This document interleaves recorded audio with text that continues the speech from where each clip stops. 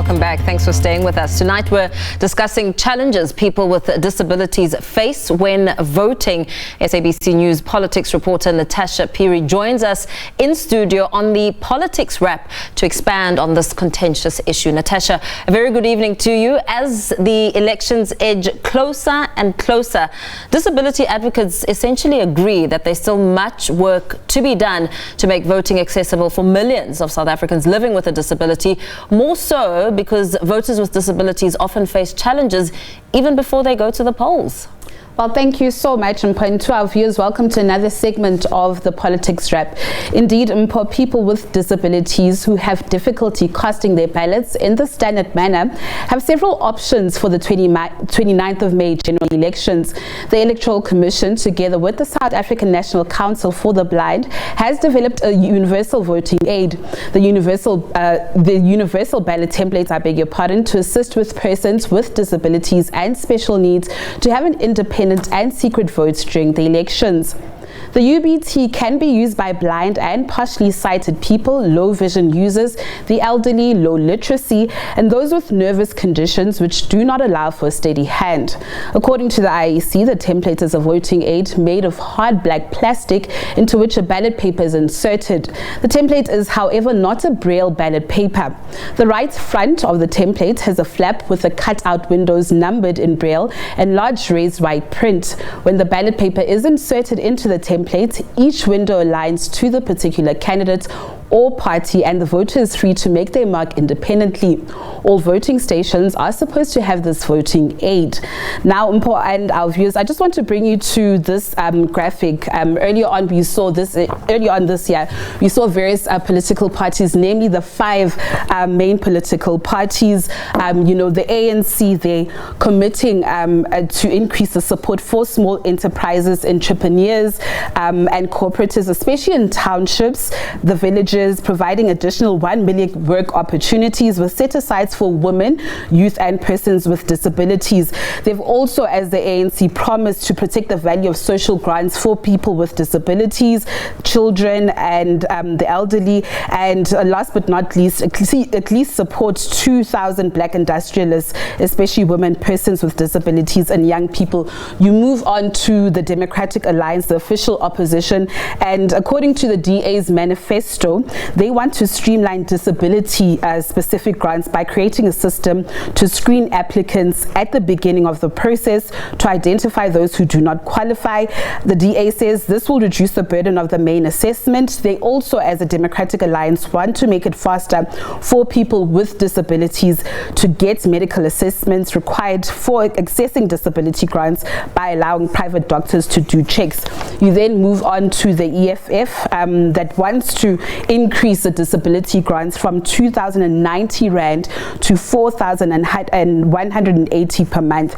The EFF also promises to introduce policies in both the private and the public sector, I beg your pardon, to impose measurable goals and targets for the recruitment, employment, and the retention of people with disabilities and impairments to promote their economic independence and reduce their dependence, I beg your pardon, on charity and welfare. The IFP promises to ensure greater support for NGOs that look after the most vulnerable in the society. They also say that everyone in South Africa, including people with disabilities, must have equal access to equitable, accessible, quality, state-sponsored and health services. Last but not least, we move then to the FF Plus, and they say people with disabilities should be empowered through appropriate training opportunities and their rights should be protected. They say that granting blind and deaf individuals access to education and communication with state institutions by means of braille and sign language should be a top priority, and they have said that state funding of non-profit organizations, especially those with people with disabilities, should be increased. So of course we'll be having conversations around this issue, but we'll just start off there with Untom Futi Masinga. She's the Provincial Electoral Officer of the IEC in KwaZulu-Natal. Sister Untom Futi, thank you so much for joining us on SABC News. I trust that you've heard what we've been talking about. We've been talking about the UBT system, of which the IEC has says they've introduced to actually help people living with disabilities actually vote with ease. Now, coming to the voting stations, let's just focus on KZN as a province. You are catering to about 5.7 million voters in KZN. Are your voting stations fully equipped with these facilities? Every voting station in the country will have the Universal Ballot Template. We have had this ever since we started elections as an institution. But because people are not aware that we have that facility in every voting station, they do not ask for it. So we always appreciate opportunities like this one, where we can inform every voter that needs assistance, because it's not only for the people that are visually impaired. It assists people with neuro diseases that make their hands unsteady, and anyone else who need assistance with aligning and making sure that when they put the mark stays inside a box. That's exactly what the Universal Ballot Template is. It's a device where we insert a ballot paper inside, and you can fill it with braille, which party is aligned to a particular box, so that when you then mark the ballot paper, you just put a mark inside that box that aligns with a party or candidate of your choice. So what we want to emphasize is that this gets provided to every voting station in the country. There isn't one that is not going to have it. There isn't one that hasn't had a universal ballot template in the past elections. You mentioned the fact that some people are actually not aware of these UBT devices. Do you think that there's been enough voter education from the side of the IEC, and is your staff and IEC personnel fully equipped to actually train or actually help people with disabilities in regards to using the system on come voting day? Oh, absolutely. It forms part of our training of what happens inside a voting station. So our staff is fully aware, and they are trained in the use of the ballot template. In terms of the voter education programs that we run, we incorporate education around assisted voters, because it's not only voters with disabilities, it's the elderly and people with other diseases that makes it impossible for them to fill the normal ballot paper in a normal way that everyone else does. So what we're trying to emphasize now is that we are trying to elevate awareness around the presence of the UBT in every voting station. We include it in all our voter education material and content, and we are hoping that people will start to become familiar that when they walk into a voting station, they need to request it, because it exists and it has to be used. So we are very appreciative of this opportunity. That's what we're going to be doing until we get to elections on the 27th. But I need to indicate that the ballot template is not the only mechanism in place to assist people who need assistance inside voting stations. We had an opportunity between the 15th of April and the 3rd of May for people with disabilities, the elderly, and anyone else who, for whatever reason, is not able to get themselves to a voting station because of infirmity or disability, or even people who are highly pregnant. There was an opportunity for them to apply for us to visit them at home, either on the 27th or the 28th, to make it even more comfortable for them to vote in their comforts of their homes or the facilities where they stay, or even in hospitals. But unfortunately, if you did not apply, you can no longer use that facility that was also made available. But when you get into a voting station, you are also allowed to bring in somebody of your choice. They, however, have to be 18 years of age, who can come in and assist you at the voting station. If you do not bring a person of your choice, you are able to ask the staff of the Electoral Commission to help you inside the ballot booth. However, If you are assisted by a person other than the person of your choice, it is therefore imperative that they are party agents or political agents at the voting station who needs to be on the lookout if you are being assisted by an IEC official. So we encourage people to do ask for help when they get to a voting station, but the template itself was designed to make it an independent exercise by a person with disabilities or somebody with an unsteady hand. Okay, Ntomfuthi, just briefly, we've got under minutes left. You've got holistically over 1.6 million special votes that have been approved. Majority are actually walk-ins at the voting stations, and over 600,000 are those at home. Is the IEC ready for this?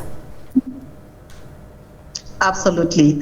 We closed the application process on the 3rd of May, and since then we have recruited people that are going to be assisting with the administration of special votes. But the presiding officers and deputies who have been with us since the first registration weekend in November last year, who worked with us in February this year, are also going to be working with us on the 27th and the 28th. And we are now at a stage where we are ready to administer special votes in the homes of those that were approved. Okay, Ntomfuthi Masinga, thank you so much for your time. Of course, she is the provincial electoral officer in the province of KZN. Now, moving on to this, the Justice, Crime Prevention and Security Cluster in KwaZulu-Natal says it's all systems go ahead of the upcoming general elections on the 29th of May this month. KwaZulu-Natal has 4,974 voting stations. At least 215 of these voting stations are deemed to be hotspots. Any act of threat, violence, intimidation has no place in our province of KwaZulu-Natal. KwaZulu-Natal authorities say safety measures have been put in place to ensure a smooth election at the end of the month. The province has been declared as an election battleground with over 5.7 million registered voters. Over 17,000 police officers will be deployed across all voting stations in the province, and additional 1,000 social crime prevention volunteers will be placed to assist police. Areas such as Nongoma in northern KZN and eThekwini Metro have been cited as high-risk areas. All voting stations have been thoroughly assessed and categorized according to their security risk, as the casting of the special vote will be starting on the 27th and 28th May 2024. We are ready. The main election day on the 29th May 2024 were also ready as a security cluster. Police in the province have called for political tolerance. There is a total of about 215 of them that are on high risk in the province, and in different parts of the province. In all 11 districts, there are some high risk voting stations that we are planning for. A medium risk is 1,064 that are in medium risk. So it might change, become a high risk, or it might go down. But that's how we categorize. Then the rest, which is 3,695, those are all low risk. Police say some voting stations will receive additional police deployment due to volatility. Londi Khatebe, SABC News, Durban. Given how To speak to us on the importance of enfranchising people living with disabilities, we are joined by founding director of Enabled Enlightenment, Thato Mputi. Thato, thank you so much for joining us on SABC News. I trust you've heard the conversation that we had with Ntomfuthi Masinga earlier on the UBT systems that will be used to help people with disabilities vote with ease. Are you satisfied with these measures? Thank you so much for having me. I think we really are just waiting to see if they really do implement in all sites where voting will be taking place, because it's one thing to introduce or to say there is something put in place, but the implementation of it is what will tell us if voters were able to vote with ease or not.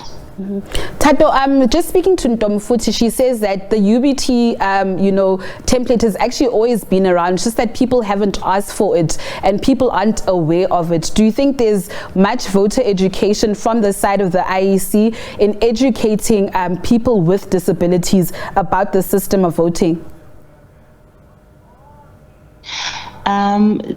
So there hasn't. Yes, UBT has been there, but there hasn't been intentional education of persons with disabilities because of the stereotypes and how people continue to view persons with disabilities. So we are almost left behind in everything. So because now these are the most contested elections, so almost every political party is trying to ensure that even they get the votes even from persons with disabilities. So that's why now there had been so much emphasis on people to register for special voting, and maybe the education of the UBT system has been done a lot more than in all the previous years when voting takes place.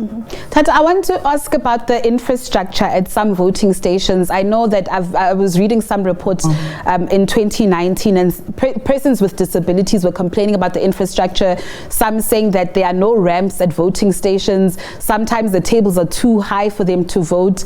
What have people with disabilities been saying to you about the infrastructure at voting stations? And is this something that you've raised perhaps with the Electoral Commission? So this is something that we are well aware of. I mean, there aren't ramps for day-to-day living for persons with disabilities.